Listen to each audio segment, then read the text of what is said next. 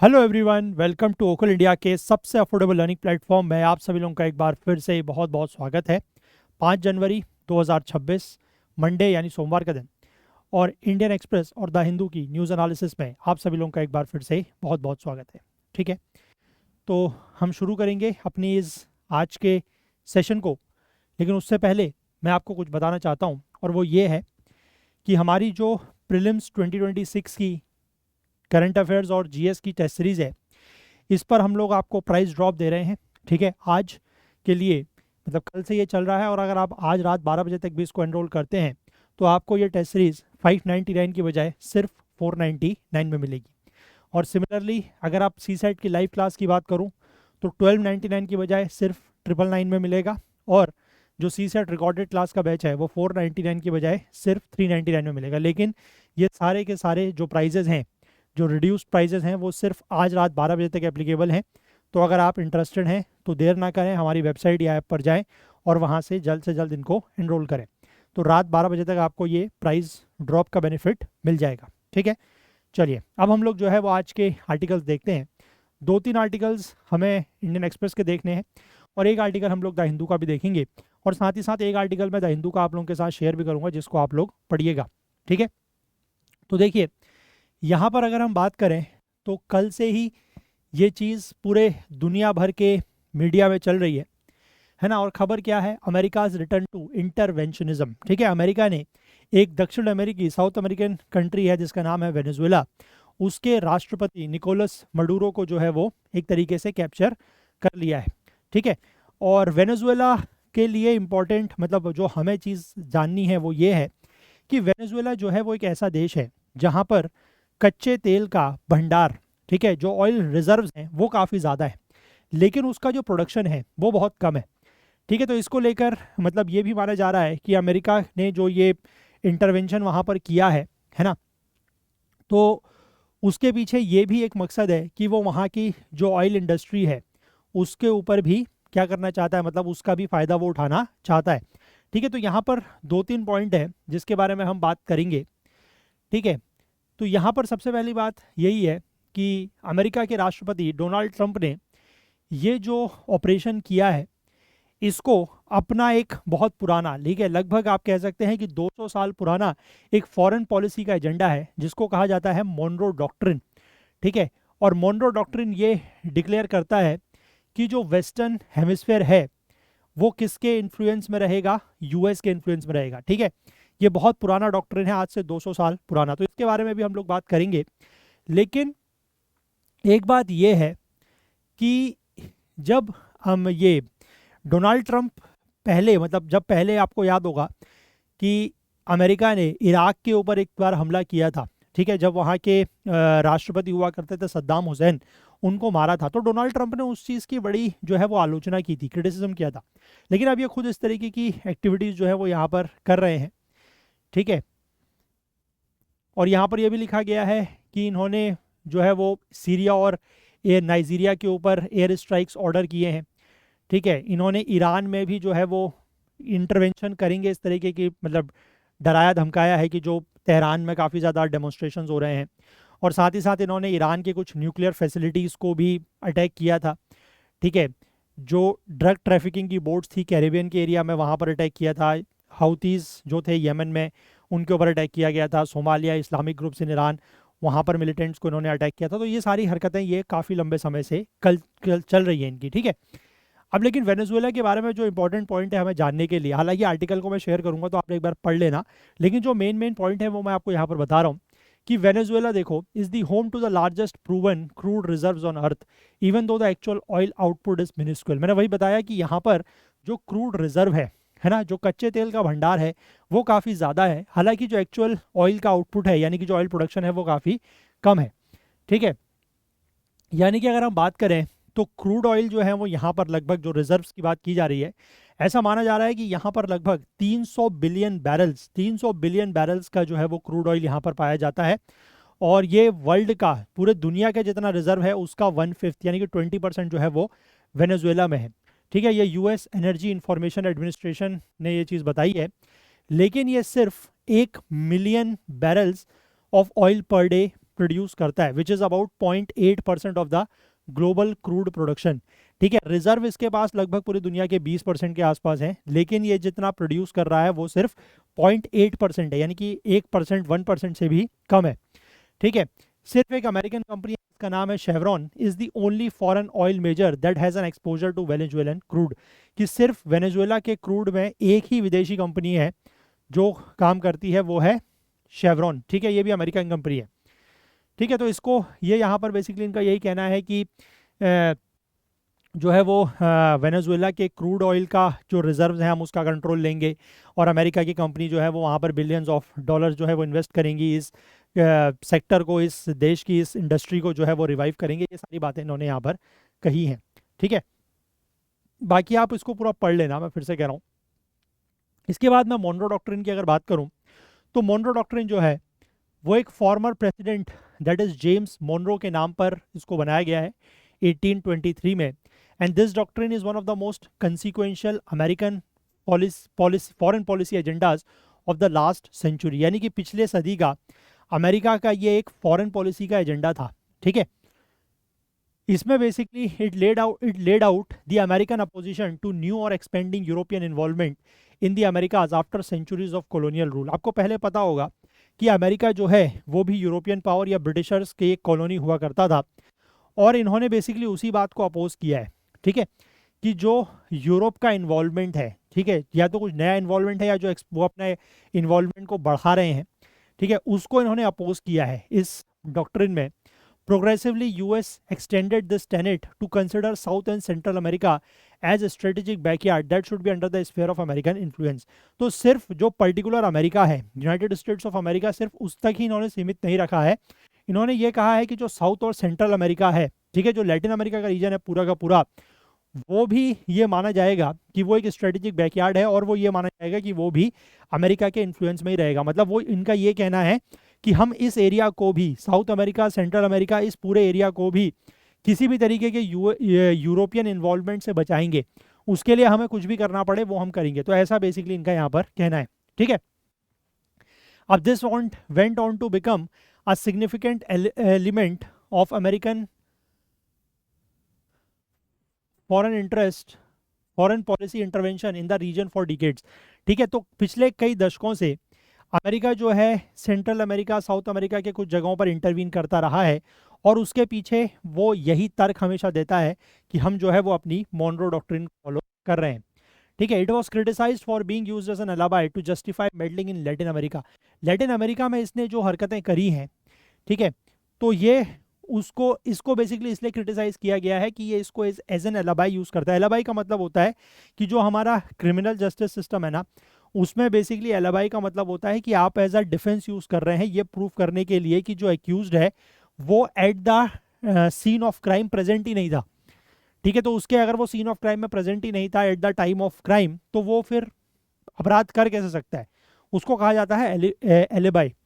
ठीक है, तो 1898 से लेकर 1994 के बीच में अमेरिका की सरकार ने कई बार लैटिन अमेरिका में सरकारों को जो है वो बदला है।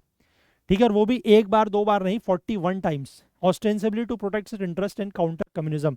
और वो इसीलिए किया है कि जो अपने इंटरेस्ट हैं उसको बचाने के लिए, उसके हित में, और कम्युनिज्म को काउंटर करने के लिए।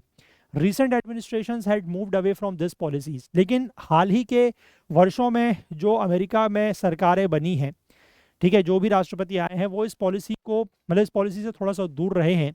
लेकिन डोनाल्ड ट्रंप ने इस चीज़ को फिर से रिवर्स कर दिया है। ठीक है, building on its earlier attempt to support the current right leaning Argentinian administration. ठीक है, जो अर्जेंटीना का अभी आप कह सकते हैं जो राइट विंग एडमिनिस्ट्रेशन है उसको वो सपोर्ट करते हैं, और साथ ही साथ जो ब्राज़ील जैसे देश में लेफ्ट विंग गवर्नमेंट है उसको वो अपोज करते हैं। ठीक है, तो उसके उन सब चीज़ों के थ्रू वो अपने ये मोनरो डॉक्ट्रिन को फिर से आगे बढ़ा रहे हैं। ठीक है, तो यहाँ से ये 2 पॉइंट इंपॉर्टेंट है, ये ध्यान रखिएगा। एक तो वेनेजुएला के बारे में जो मैंने आपको बताया क्रूड ऑयल वगैरह को लेकर, और दूसरा ये जो मोनरो डॉक्ट्रिन है ये। अब यहाँ पर एक सवाल ये भी आ रहा है कि इस पूरे के पूरी जो ये एक्टिविटी हो रही है इस रीजन में, इससे इंडिया के ऊपर क्या असर पड़ेगा। तो मैंने आपको पहले ही बताया कि एक तो इसका ओवरऑल जो ये है, मतलब तेल का प्रोडक्शन है वो बहुत कम है। ठीक है, इंडिया इससे कुछ मतलब तेल पहले खरीदा करता था, लेकिन अमेरिका ने इसके ऊपर कुछ सैंक्शंस लगाए तो उसके बाद इंडिया ने इससे तेल खरीदना बंद कर दिया है। ठीक है, तो अब इससे कोई बहुत ज़्यादा फर्क हमें पड़ने वाला इसलिए है नहीं। और दूसरी बात यह है कि अगर अमेरिका जैसा कह रहा है कि वो इस सेक्टर को रिवाइव करेगा, है ना, यहाँ पर बिलियंस ऑफ डॉलर इन्वेस्ट करेगा, तो इससे बेसिकली क्या होगा कि ये कह सकते हैं वेनेजुएला से जो ऑयल का प्रोडक्शन है वो बढ़ेगा, तो वो पूरी दुनिया में जाएगा, और दुनिया में जाएगा तो उसको हो सकता है इंडिया भी खरीदे, तो उससे फ़ायदा ही होगा, उससे तो प्राइसेस कम ही होंगे, है ना। तो इससे कोई ऐसा नुकसान अभी हमें होने वाला नहीं है। क्लियर है बात, इस चीज़ को आप समझ गए? तो ये आप देख लेना एक बार। और यहाँ पर वो भी लिखा, यही चीज़ लिखी गई है कि India appears to be well shielded from any direct impact in the near term, कि निकट भविष्य में कोई हमें डायरेक्ट इम्पैक्ट इससे नहीं होने वाला है, क्योंकि हम किसी भी तरीके का वेनेजुएलन क्रूड जो है वो हम क्या करते हैं, इंपोर्ट नहीं करते हैं। हालांकि ये बात हम बहुत बार पहले भी कर चुके हैं, इंडिया जो है वो दुनिया का तीसरा सबसे बड़ा कंज्यूमर है क्रूड ऑयल का, और लगभग अपनी जितनी हमारी तेल की ज़रूरतें हैं उसका 88% से ज़्यादा के लिए हम डिपेंडेंट हैं इंपोर्ट्स पर।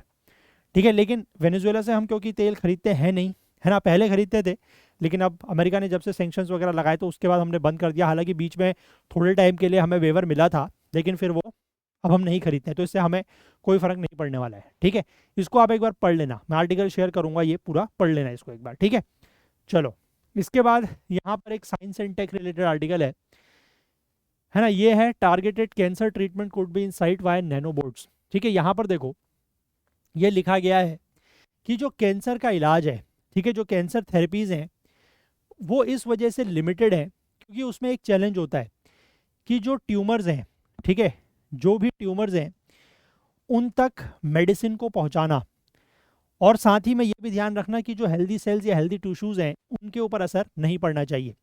ठीक है, और यही एक ऐसा बैरियर है जिसको ओवरकम किया जाना चाहिए to realise the promise of targeted and personalised medicine. ठीक है, अगर हम टारगेटेड मेडिसिन की बात करें या टारगेटेड ट्रीटमेंट की बात करें तो उसके लिए ये जो चैलेंजेस है, ठीक है, ये जो एक बहुत बड़ी चुनौती है, इसको ओवरकम करना ज़रूरी है। तो यहाँ पर एक IISc बेंगलुरु के प्रोफेसर हैं डॉक्टर अमरीश घोष, ये बेसिकली काम कर रहे हैं एक एडवांस्ड कैरियर कैंसर ट्रीटमेंट के ऊपर यूजिंग मैग्नेटिक नैनो रोबोट्स। ठीक है, जो कि ब्लड के थ्रू ट्रैवल कर सकता है और डेंस टिश्यूज़ और सेल्स के थ्रू ट्रैवल कर सकता है, और जहाँ पर भी कैंसर के सेल्स हैं उन पे वो उनका ट्रीटमेंट किया जा सकता है। ठीक है, अब ये जो नैनो बोट्स हैं ये कैसे कैंसर टिश्यूज़ तक पहुँच सकते हैं, तो उसके लिए इन्होंने ये कहा है कि हमने ऐसे नैनो रोबोट्स बनाए हैं जो मिमिक करते हैं the movement of bacteria with a little helix shaped tail. ठीक है, आपने हेलिकल देखा होगा, स्प्रिंग देखा है, स्प्रिंग है ना, हेलिकल स्प्रिंग जिसको बोलते हैं। स्प्रिंग कैसा होता है ना, मतलब गोल गोल घूमता भी है और आगे कोई बढ़ता रहता है, तो उस शेप को कहा जाता है हेलिक्स शेप। जैसे आपने साइंस में बड़ा कॉमन ये देखा होगा, डीएनए का स्ट्रक्चर देखा है ना, डीएनए का स्ट्रक्चर, तो उसी तरीके को बोलते हैं हेलिकल स्ट्रक्चर। ठीक है, तो इसमें यही कहा है कि इन्होंने ऐसे नैनो रोबोट्स बनाए हैं जो मूवमेंट ऑफ बैक्टीरिया को मिमिक करते हैं with a little helix shaped tail. It functions like a propeller in a boat और a corkscrew as they travel through different media. ठीक है, जैसे आपने बोट में प्रोपेलर देखा है, वो जो घूमता सा है, मतलब जिसको आप क्या बोलते हैं, एक वो प्रोपेलर सा होता है जिसमें हेलिकल टाइप का एक वो लगा होता है, क्या कहते हैं उसको, फैन टाइप का, है ना, वो हो गया।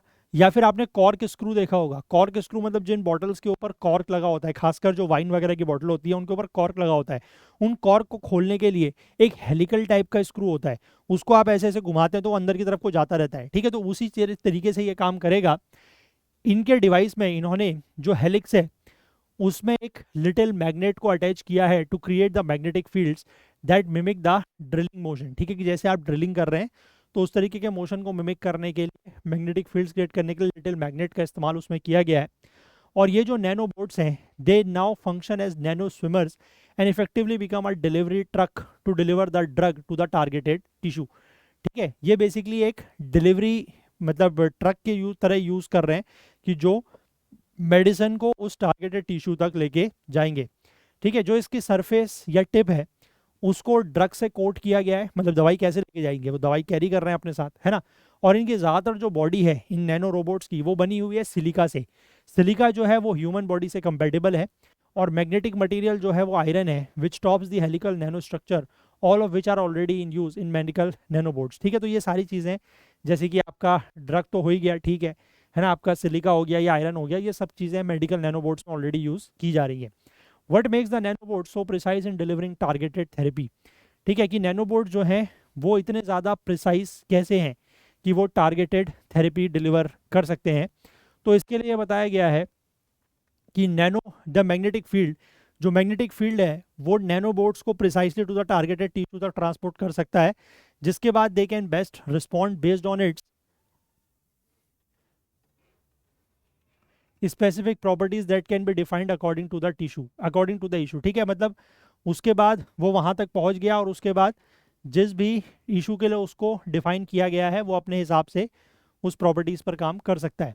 नैनोबोर्ड can preferentially bind itself to cancer cells after penetrating their environment without affecting non cancerous tissues. ठीक है, तो ये नैनोबोर्ड जो है वो कैंसर सेल्स में बाइंड कर सकते हैं, है ना, और उसके ऊपर ट्रीटमेंट कर सकते हैं, और जो नॉन कैंसरस टिश्यूज हैं या जो हमारे आप कह सकते हैं हेल्दी टिश्यूज है उनके ऊपर ये असर नहीं डालेंगे। जैसे कि यहाँ पर इन्होंने बताया है कि nanobot could use the magnetic field to treat hypothermia magnetically. ठीक है, हाइपोथर्मिया को मैग्नेटिकली ट्रीट कैसे कर सकते हैं कि ये जनरलाइज्ड लोकलाइज्ड हीट जनरेट कर सकते हैं जिसमें 42 डिग्री सेल्सियस से ज़्यादा टेम्परेचर हो to destroy the target cells while sparing the healthy tissues. ठीक है, हेल्दी टिश्यूज को कोई असर नहीं होगा और जो टारगेट सेल्स हैं उनको ये डिस्ट्रॉय कर सकते हैं।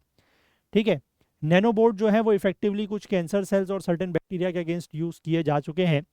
तो ये नैनोबोर्ड्स जो हैं वो itself can they become a drug. ठीक है, वो मतलब ड्रग के कैरियर के रूप में भी काम कर सकते हैं और खुद भी ड्रग के रूप में काम कर सकते हैं। इस हेलिक्स में सर्टेन एलिमेंट्स को ऐड करके इसको आप एज अ बेकन भी यूज़ कर सकते हैं that can light up during an MRI. ठीक है, बेकन का मतलब क्या होता है, जो गाड़ियों के ऊपर आपने देखा होगा लाल बत्ती नीली बत्ती लगी होती है ना, उसको कहते हैं बेकन। वो बेसिकली एक मतलब सिग्नल है। तो ये कह रहा है कि हेलिक्स में कुछ ऐसे एलिमेंट्स हम ऐड कर सकते हैं कि जिससे कोई एरिया एक बेकन की तरह लाइट जल जाए, है ना, ग्लो कर दे ड्यूरिंग दी एमआरआई। तो उससे फ़ायदा क्या होगा कि जो ऑन्को सर्जन है, ऑन्को सर्जन मतलब जो कैंसर सर्जरी करते हैं, वो ट्यूमर को पिन पॉइंट कर सके, मतलब उनको एग्जैक्टली पता लग सके कि ट्यूमर जो है वो कहाँ पर है। ठीक है, तो उसके लिए इस तरीके का काम भी उसमें किया जा सकता है। What type of cancer has the nanobot been effective against. तो किस किस तरीके के कैंसर के अगेंस्ट ये नैनोबोट जो है वो इफेक्टिव है। तो इसने जो ओवरी का कैंसर है, ब्रेस्ट कैंसर सेल्स, उनके ऊपर अब बहुत अच्छे से काम किया है, और खासकर ऐसे कैंसर्स जो डेंस ब्रेस्ट टिश्यूज में पाए जाते हैं जो कि मोस्ट एडवांस्ड स्कैन से भी हो सकता है कि विजिबल ना हो। Nanobots have proven effective against bacteria, bacteria के अगेंस्ट भी इफेक्टिव रहा है। And we are already looking at certain low hanging applications in dentistry. ठीक है, जो डेंटिस्ट्री में रूट कैनाल ट्रीटमेंट होता है उसमें भी इस चीज़ का ये इस्तेमाल करने के बारे में सोच रहे हैं। ठीक है, रूट कैनाल इन्फेक्शन तब होता है जब एक स्टबन और एंटी माइक्रोबियल रेजिस्टेंट ई फैसिलिस बैक्टीरिया जो है वो टूथ के इनर पल्प को इन्वेड करता है और वहाँ पर इन्फ्लेमेशन या डीके होता है। ठीक है, तो नैनोबोट्स जो हैं वो क्या कर सकते हैं, पेन फ्री ऑल्टरनेटिव प्रोवाइड कर सकते हैं to the conventionally used sodium hypochlorite. ठीक है, सोडियम हाइपोक्लोराइड बेसिकली एक गोल्ड स्टैंडर्ड इरिगेंट है जो कि रूट कैनाल प्रोसीजर्स में इस्तेमाल किया जाता है। ये सोडियम हाइपोक्लोराइड का इस्तेमाल होता है जो रूट कैनाल्स होती है उनको डिसइंफेक्ट करने के लिए, इस बैक्टीरिया को मारने के लिए, और जो इन्फेक्टेड पल्प है या नेक्रोटिक टिश्यू है उसको डिसॉल्व करने के लिए। ठीक है, ये 100% इफेक्टिव नहीं है इन किलिंग द बैक्टीरिया, और साथ ही साथ जो सराउंडिंग के सॉफ्ट टिश्यूज़ हैं उनको भी सीवियरली हार्म कर सकते हैं। ठीक है, अगर ये टूथ के एपेक्स के बियॉन्ड पहुंच जाए और इससे इंटेंस पेन या स्वेलिंग हो सकती है, तो उस तरीके के एप्लीकेशन में भी ये नैनोबोट्स का इस्तेमाल करने के बारे में सोच रहे हैं।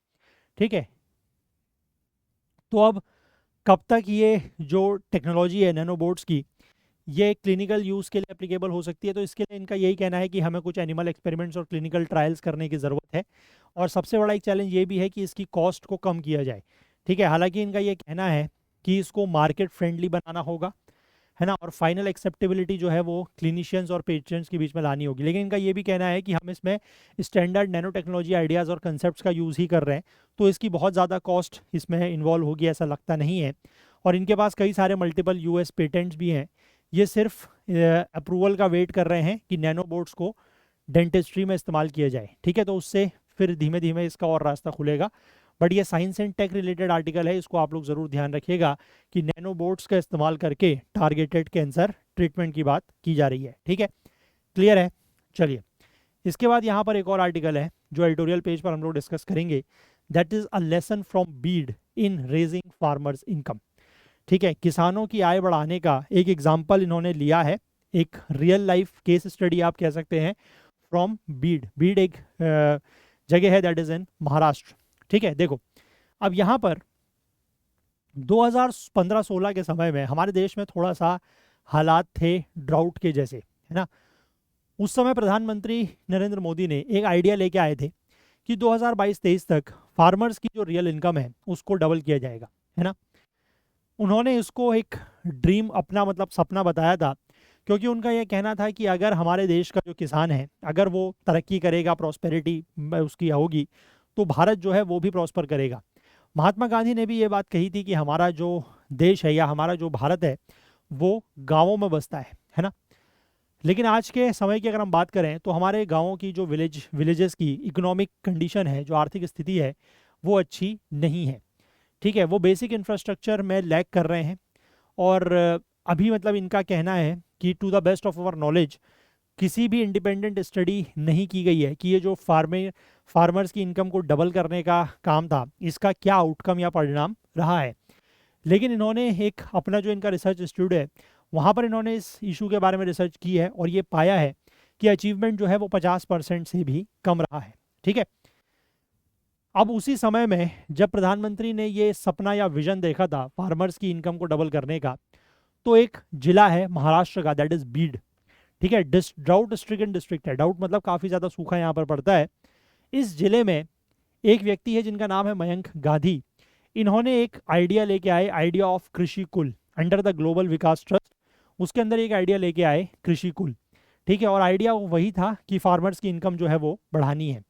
इन्होंने क्या किया, इन्होंने फार्मर्स को कन्विंस किया कि वो ट्रेडिशनल क्रॉप्स जैसे कि सोयाबीन या कॉटन, इस तरीके की जो पारंपरिक कृषि या खेती है ना, इनकी फसलों से आप हटें और आप फ्रूट क्रॉप्स की तरफ जाएं, जैसे papaya, custard Apple, sweet lime, guava, pomegranate, mulberry, है ना। इस तरीके की आप जो फ्रूट क्रॉप्स हैं इनको ग्रो करना शुरू करें। ऐसा इन्होंने फार्मर्स को कन्विंस किया। बनानास भी है इसमें, और इसके जो रिजल्ट्स हैं वो काफ़ी ज़्यादा आप कह सकते हैं कि आश्चर्यचकित करने वाले हैं।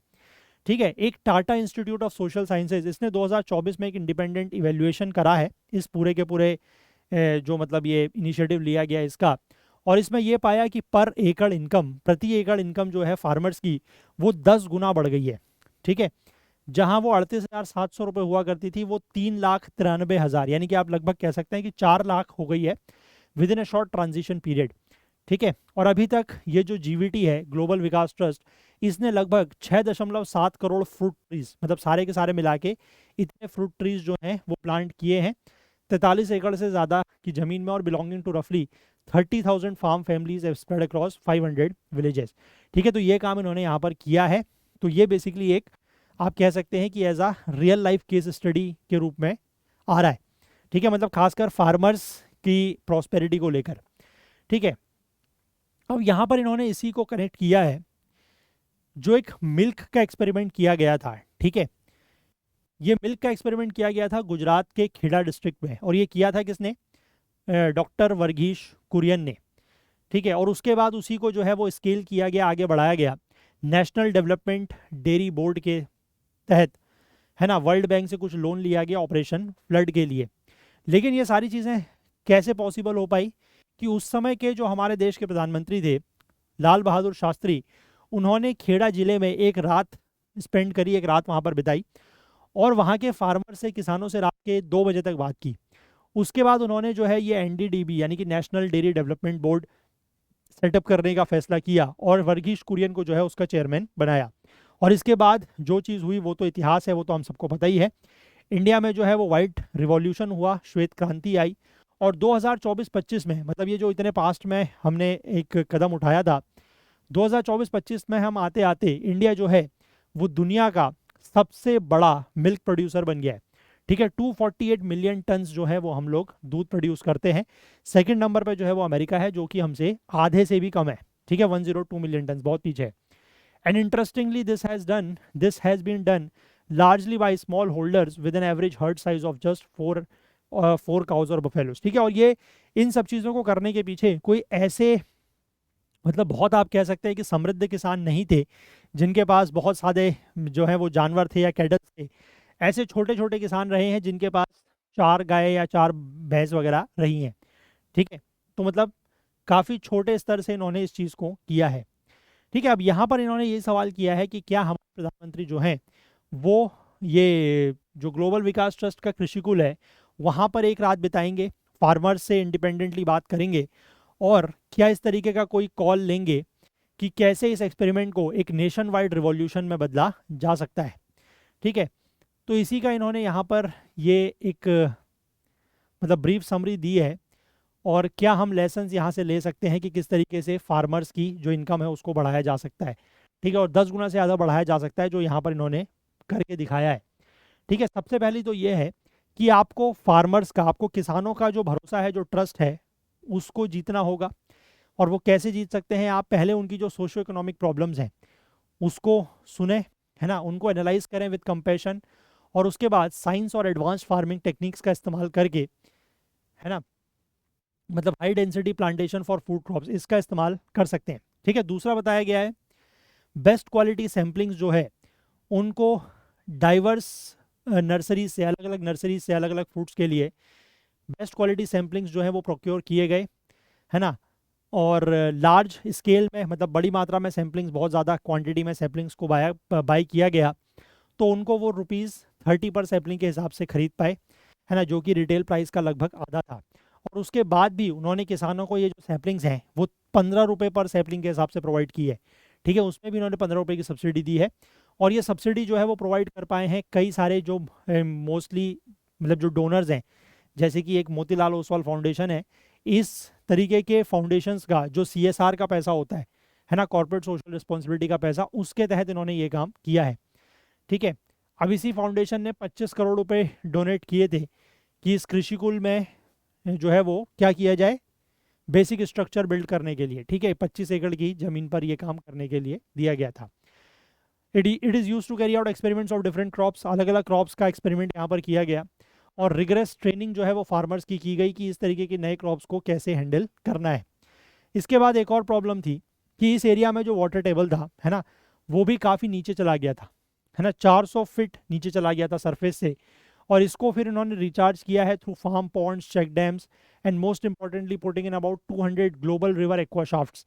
ठीक है, ग्लोबल रिवर एक्वा शाफ्ट्स एक वर्टिकल रिचार्ज शाफ्ट्स होती है जिसको लो लाइंग रिवर बेड्स में बनाया जाता है ना, और उससे पानी जो है वो अंडरग्राउंड एक्वाफर्स में जाता है। ठीक है, और सिल्ट और डेब्रिस को इन्होंने पहले ही फिल्टर कर लिया, तो इससे क्या फ़ायदा हुआ कि जो ग्राउंड वाटर रिचार्ज है वो होता रहा और उसमें कोई कंटेमिनेशन भी नहीं हुआ। तो इससे जो ग्राउंड वाटर का लेवल है जो कि सरफेस से 400 फीट नीचे चला गया था, वो अब सरफेस से 50 फीट नीचे रह गया, तो काफ़ी ज़्यादा उसको उन्होंने जो है वो रिचार्ज कर लिया है। ठीक है, तो इससे फ़ायदा क्या हुआ कि एश्योर्ड इरिगेशन उनको मिल गई इन फ्रूट क्रॉप्स की। साथ ही साथ बैंक्स को जो है वो भी लाया गया, मतलब बैंक्स को भी इस काम में लगाया गया कि वो फार्मर्स को क्रेडिट प्रोवाइड करें। ठीक है, अब इसका जो रिस्क है, मतलब फार्मर्स को आप क्रेडिट या लोन देंगे और अगर बाय द वे फार्मर्स उसको नहीं लौटा पाए, तो वो जो रिस्क है उसको कवर्ड किया गया, providing a first loss default guarantee facility of 1 crore. ठीक है, और result of this strategy to implement the idea of augmenting farmers income was unprecedented, और जो नतीजा सामने आया है वो तो मैंने आपको बता ही दिया कि इनकम जो है वो 10 गुना बढ़ गई फार्मर्स की। ठीक है, अभी लेकिन इनका ये कहना है कि ये अभी एक जस्ट एक शुरुआत है, बहुत कुछ किया जाना इसमें बाकी है। एक एरिया जो फोकस का है वो है कि प्रोडक्शन, मतलब प्रोडक्शन की तो बात है ही है, यहाँ पर तो प्रोडक्शन हो रहा है ना, तो प्रोडक्शन से हमें वो पूरी की पूरी जो वैल्यू चेन है उसको भी कंट्रोल करना है। ठीक है, by accessing the best domestic and global markets for each of these products. हर प्रोडक्ट्स के लिए हमें सिर्फ मतलब प्रोडक्शन नहीं करना है, क्योंकि सिर्फ प्रोडक्शन से तो कुछ होगा नहीं, है ना। फार्मर्स की इनकम कब बढ़ेगी कि जब वो जो चीज़ वो प्रोड्यूस कर रहे हैं, जो क्रॉप्स वो प्रोड्यूस कर रहे हैं, वो मार्केट में पहुंचे, डोमेस्टिक मार्केट में भी और इंटरनेशनल मार्केट में भी। तो उसके लिए इन्होंने वही कहा है कि उस चीज़ की व्यवस्था करनी है। This acquires aggregation, assaying, grading, packaging, pre cooling, cold storage, reefer vans and even processing facilities to add value and stabilise prices of fresh fruits. तो इन सब चीज़ों के लिए ये सारी व्यवस्था करने की ज़रूरत है। इसके बाद टारगेट ये होना चाहिए कि कम से कम जो इन प्रोडक्ट्स के ऊपर कंज्यूमर पैसा खर्च कर रहे हैं उसका 60% जो है वो किसानों को मिलना चाहिए। ठीक है, अभी अगर हम बात करें तो कंज्यूमर जितना पैसा खर्च करके इन प्रोडक्ट्स को या इन फ्रूट्स को खरीदते हैं उसका 25 से 33% ही जो है वो किसानों तक पहुंचता है। ठीक है, तो इसलिए अभी भी बहुत ज़्यादा स्कोप है कि फार्मर्स की इनकम को और ज़्यादा बढ़ाया जा सकता है जब ये जीवीटी टाइप्स डीवर into the marketing of these products directly, कि अगर वो इन प्रोडक्ट्स का खुद से मार्केटिंग भी करने लगे तो उससे भी और ज़्यादा जो है वो इनकम जब बढ़ सकती है। ठीक है, अब यहाँ पर एक चैरिटेबल ऑर्गेनाइजेशन जैसे कि जीवीटी कृषिकुल, ये है प्रूफ ऑफ कंसेप्ट को डेमोन्स्ट्रेट कर सकते हैं जो इन्होंने अभी एक अच्छे स्केल पर किया है। और इसको अगर हम एक ऑल इंडिया मूवमेंट बनाना चाहते हैं तो उसके लिए सरकार को क्या करना होगा, लार्ज रिसोर्सेज, मोर एक्सपर्टीज और पॉलिसी चेंजेस के साथ आना होगा whenever needed to scale it up under a certain centre state NGO business partnership. ठीक है, तो ये सारे लोग आपस में पार्टनरशिप करें, ज़्यादा रिसोर्सेज इसमें लगाएं, एक्सपर्टीज़ प्रोवाइड करें, पॉलिसी में कुछ चेंजेस करें, तब जाके ये चीज़ें एक पूरे के पूरे कंट्री लेवल पर या पैन इंडिया लेवल पर हो सकती है। फिर इनका ये कहना है कि हम ये उम्मीद करते हैं कि मोदी सरकार जो है वो ये सारे काम करेगी और रियलाइज़ करेगी it's unfulfilled dream of not just doubling farmers income but augmenting it's manifold. ठीक है, और उनका ये जो मतलब एक सपना था, एक विजन था जो पूरा अभी तक नहीं हो पाया है कि फार्मर्स की इनकम को डबल करने का, तो सिर्फ डबल की बात नहीं है बल्कि वो कई गुना उसको बढ़ा सकते हैं अगर इस तरीके की चीज़ें जो है वो की जाए। ठीक है, और रियल लाइफ में एक हमें केस स्टडी यहाँ पर देखने को मिल रही है जो यहाँ पर मैंने आपको बताई है। तो कभी भी अगर आपको इस तरीके के इशू से रिलेटेड कोई आंसर हो तो आप इसको, इस स्टडी को या इस जो केस है ना, इसको आप कोट कर सकते हैं।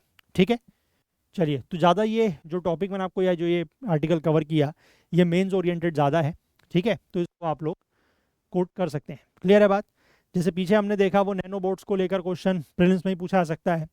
ठीक है, वेनेजुएला वाले इशू को लेकर क्वेश्चन प्रीलिम्स से पूछा जा सकता है, वेनेजुएला का जो क्रूड ऑयल का स्टेटस है उसको लेकर, या इंडिया वहाँ से कितना क्रूड लेता है उसको लेकर, या फिर जो मॉन्ट्रो डॉक्ट्रिन है उसको लेकर, वो सारी चीज़ें प्रीलिम्स में भी पूछी जा सकती हैं। ठीक है, लेकिन ये मेंस स्पेसिफिक आर्टिकल है। ठीक है, तो इंडियन एक्सप्रेस में हमारे पास यही आर्टिकल थे आज। हमें एक आर्टिकल जो है वो द हिंदू का भी कवर करना है। एक आर्टिकल मैं कवर करूंगा और एक आर्टिकल मैं आपके साथ शेयर करूंगा, इसको आप लोग ज़रूर पढ़िएगा। ठीक है, ये वाला आर्टिकल मैं आप लोगों के साथ शेयर करूंगा। ये आर्टिकल है basically the struggle to count women's labour, जो महिलाओं का श्रम है। ठीक है, और खासकर जो महिलाएं घरों में काम करती हैं, ठीक है, जिसको हम अनपेड लेबर कहते हैं, तो उसको हम काउंट नहीं कर पा रहे हैं, जबकि वो हमारे फैमिलीज़ के लिए, हमारी ओवरऑल इकोनॉमी के लिए बहुत ज़्यादा इंपॉर्टेंट है। ठीक है, घरों में आपके भी जो मतलब आपके मदर हैं या आपके और घर में जो भी महिलाएं हैं जो घरों के काम करती हैं, आप खुद समझिए कि जब आप सुबह मतलब बचपन से लेकर अभी तक, है ना, या जैसे आप स्कूल जाते थे बचपन में, है ना, या अपने घर से आप कॉलेज जाते थे या कहीं काम पर जाते हैं जॉब करने के लिए, तो अगर आपको सुबह के सारी चीज़ें ना मिले प्रॉपर तो आप वो चीज़ें नहीं कर सकते। ठीक है, तो आपका ख्याल भी रखा जा रहा है घर में, अगर कोई एल्डरली लोग हैं, ठीक है, बड़े बुजुर्ग हैं, तो उनका भी वो ध्यान रख रही हैं, केयर इकोनॉमी भी चल रही है वहाँ पर। ठीक है, आपकी भी केयर हो रही है, आपको प्रॉपर खाना मिल रहा है, धुले धुलाए कपड़े मिल रहे हैं, ये सारी चीज़ें मिल रही हैं, तो आप अपनी इकोनॉमिक एक्टिविटीज़ करने जा रहे हैं। तो उन महिलाओं का जो लेबर है, जो श्रम है, उसको हम लोग काउंट नहीं कर पा रहे। हमारे देश में इस तरीके का कोई कानून या कोई प्रोविज़न नहीं है कि हम उस महिलाओं के श्रम को काउंट कर सकें, उसको क्रेडिट दे सकें। ठीक है, तो उसी को लेकर ये आर्टिकल है, काफ़ी अच्छा आर्टिकल है, इसको एक बार आप लोग ज़रूर पढ़िएगा। ठीक है, मैं शेयर करूँगा आपके साथ।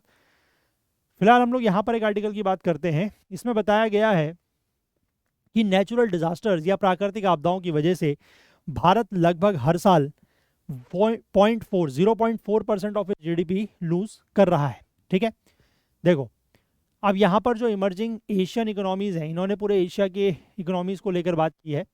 इमर्जिंग एशियन इकोनॉमीज़ जैसे इंडिया, चाइना और आसियान 11, इनको हर साल नेचुरल डिजास्टर से काफ़ी ज़्यादा खतरा होता है। ठीक है, और ये नेचुरल डिजास्टर जो है ये बढ़ रहे हैं, इनकी फ्रीक्वेंसी भी बढ़ रही है और इनकी जो इंटेंसिटी है वो भी बढ़ रही है। ओवर द पास्ट डिकेड ये देखा गया है कि the region has had an average of 100 disasters annually.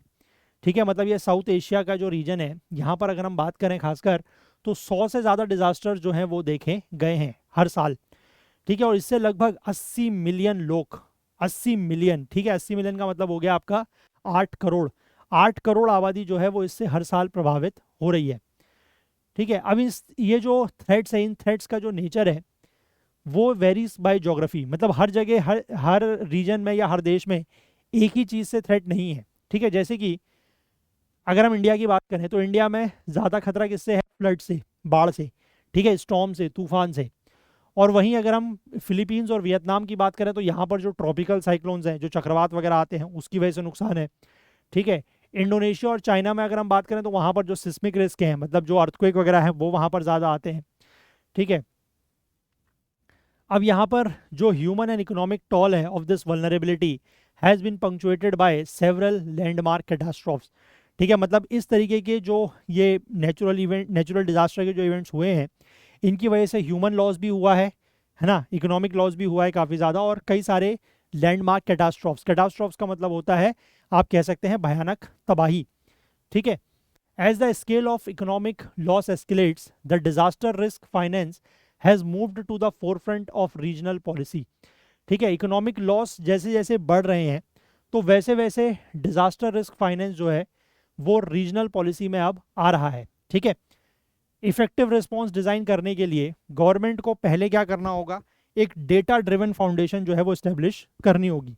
जैसे 1990 से लेकर 2024 के बीच में इंडिया में लगभग जो एनुअल डिजास्टर्स हुए हैं, इसकी वजह से लगभग 0.4% ऑफ द जीडीपी हमने लूज किया है।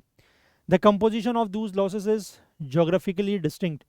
India's vulnerability is primarily hydrological. ठीक है, इंडिया में जो वल्नरेबिलिटी है वो हाइड्रोलॉजिकल है, जैसे कि नॉन स्टॉर्म रिलेटेड फ्लड्स। ठीक है, जो फ्लड्स हैं, नॉन स्टॉर्म रिलेटेड फ्लड्स हो गए, यहाँ पर लैंडस्लाइड्स काफ़ी ज़्यादा होता है। म्यांमार में जो लॉसेज हैं वो मीटरोलॉजिकल हैं। ठीक है, एक्सट्रीम टेम्परेचर की वजह से या साइक्लोनिक स्टॉर्म्स की वजह से। The regional risk framework also includes climatological factors. ठीक है, जो रीजनल रिस्क फ्रेमवर्क है उसमें क्लाइमेटोलॉजिकल फैक्टर्स को भी इंक्लूड किया गया है, जैसे कि ड्रॉट हो गया या वाइल्ड फायर हो गया, या जियोफिजिकल हजार्ड जैसे कि सिस्मिक एक्टिविटी या वोल्केनिक इरप्शंस, इन सबको। और among the Asian economies analyse, जिन एशियन इकोनॉमीज को यहाँ पर एनालाइज किया गया है, India ranks second only to the Philippines in the world risk index. ये भी ध्यान रखिएगा, 2025 का जो वर्ल्ड ये है रिस्क इंडेक्स, उसमें सबसे ज़्यादा एशिया में अगर हम बात करें तो पहले नंबर पर फिलीपींस है और दूसरे नंबर पर जो है वो इंडिया है। ठीक है, इसका मतलब ये होता है कि किस देश में नेचुरल डिजास्टर्स का खतरा सबसे ज़्यादा है। तो सबसे ज़्यादा कहाँ पर है? एशिया में, फिलीपींस में, और इंडिया में जो है वो इंडिया सेकंड नंबर पर है। ठीक है, the index calculates the risk as the geometric mean of exposure, population burden and vulnerability, or combination of structural susceptibility, coping capacities and long term adaptation। ठीक है, तो यहाँ पर बेसिकली ये मतलब कितनी पॉपुलेशन को असर पड़ सकता है, ठीक है, कितनी पॉपुलेशन उससे प्रभावित हो सकती है उसका, और जो वल्नरेबिलिटी है, वल्नरेबिलिटी मतलब कि जैसे स्ट्रक्चरल ससेप्टिबिलिटी है, मतलब कि हमारे स्ट्रक्चर्स को कितना नुकसान होता है, हमारी कोपिंग कैपेसिटी कितनी है, या फिर हमारे लॉन्ग टर्म अडेप्टेशन जो है, इन सब का एक ज्योमेट्रिक मीन वो निकालते हैं। ठीक है, यहाँ पर अगर मैं आपको इसको दिखाऊं तो वर्ल्ड रैंक इंडेक्स में आप देख सकते हैं कि 0 to 100 का स्कोर रहता है। फिलीपींस का स्कोर 50 से ज़्यादा है और इंडिया का सेकंड नंबर पर है। ठीक है, और जितना ज़्यादा स्कोर होगा उसका मतलब उस देश का रिस्क जो है वो उतना ज़्यादा है। ठीक है, इसके बाद यहाँ पर इन्होंने average annual loss due to disasters 1990 से लेकर 2024 के बीच में बताया है। And data are depicted as a percentage of the country's GDP, कि किस देश को कितना अपने जीडीपी का परसेंटेज जो है वो इन नेचुरल डिजास्टर्स की वजह से लॉस करना पड़ रहा है। ठीक है, तो इंडिया यहाँ पर है, लगभग मैंने आपको बताया 0.4% के आसपास। म्यांमार में जो है ये लगभग आप कह सकते हैं 0.9 के आसपास है, 0.9% ऑफ द जीडीपी। ठीक है, चाइना में भी लगभग 0.8% के आसपास दिख रहा है, और उसमें भी बताया गया है कि क्लाइमेटोलॉजिकल, जियोफिजिकल, हाइड्रोलॉजिकल, मेट्रोलॉजिकल कहाँ पर क्या क्या है। तो इंडिया में आपको मिक्स ही दिख रहा है, लेकिन हाइड्रोलॉजिकल जो है वो सबसे ज़्यादा है। ठीक है, इसके बाद यहाँ पर इन्होंने दिखाया है total occurrence of disasters in emerging Asia by country and type. 2000 से लेकर 2024 के बीच में किस देश में किस किस तरीके के जो डिजास्टर्स हैं, जैसे इंडिया में फ्लड भी है ना, ज़्यादातर तो फ्लड ही है, अर्थक्वेक भी है, स्टॉर्म भी है, थोड़ा बहुत हल्का फुल्का ड्राउट भी है।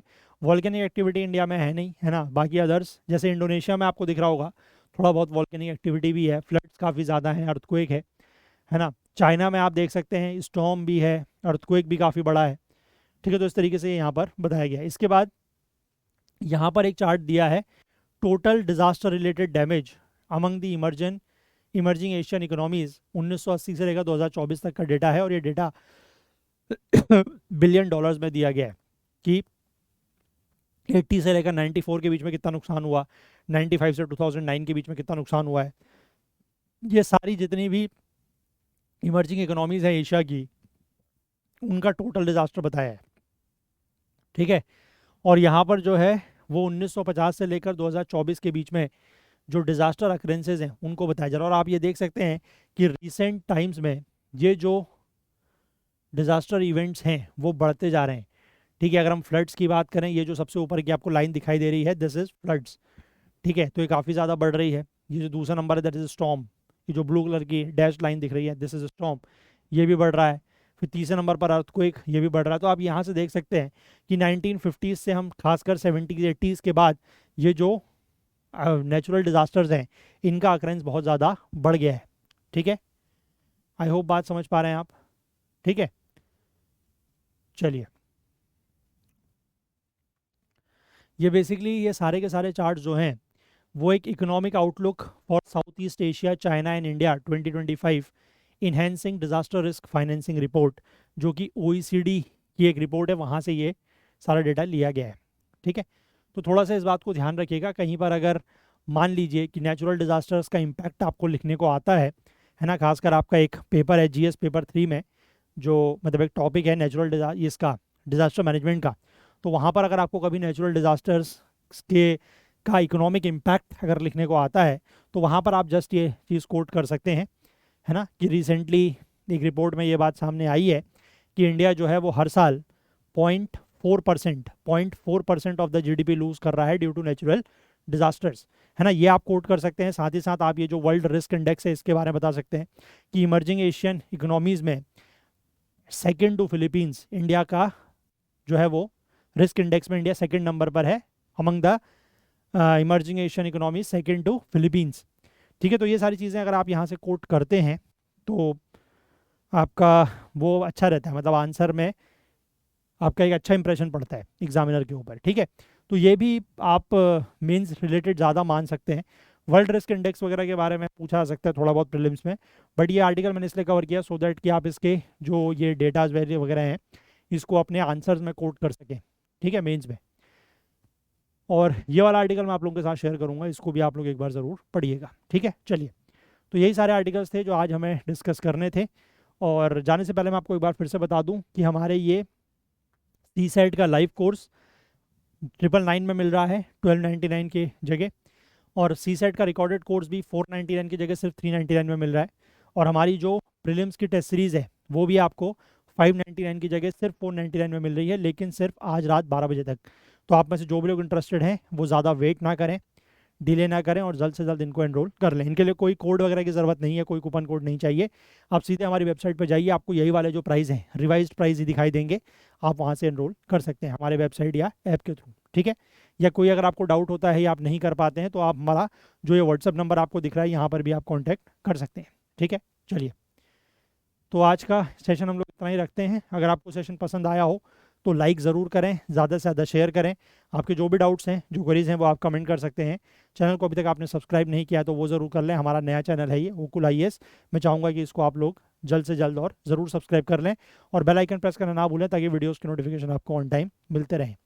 हाईलाइटेड आर्टिकल्स के लिए आप हमारा करंट अफेयर्स ओकुल टेलीग्राम चैनल ज्वाइन करें, इसका लिंक आपको नीचे डिस्क्रिप्शन में मिल जाएगा, या फिर आप करंट अफेयर्स ओकुल सर्च करके भी ज्वाइन कर सकते हैं, या इस QR कोड को स्कैन करके भी ज्वाइन कर सकते हैं। तो चलिए, आज के लिए इतना ही रखते हैं, बाकी कल को फिर से मिलेंगे इंडियन एक्सप्रेस और द हिंदू की न्यूज़ एनालिसिस के साथ। तब तक के लिए अपना बहुत बहुत ध्यान रखें। Please do take care of yourself. Thank you, have a nice day, bye bye.